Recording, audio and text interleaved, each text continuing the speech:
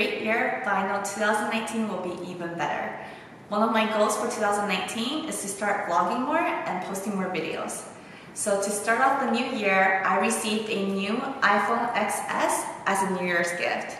I know it's been out for a while, but to me, it's really new because I've had my last iPhone, the iPhone 7 Plus, for I think about 2.5 years now. So I'm really excited to unbox this with you guys.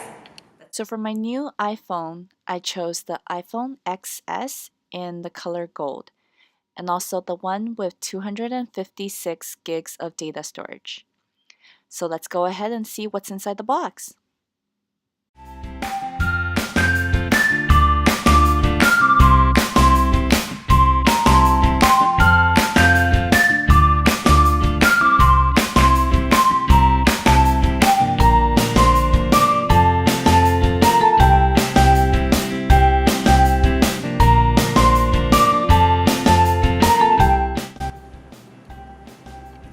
In addition to my new iPhone, I also got new AirPods.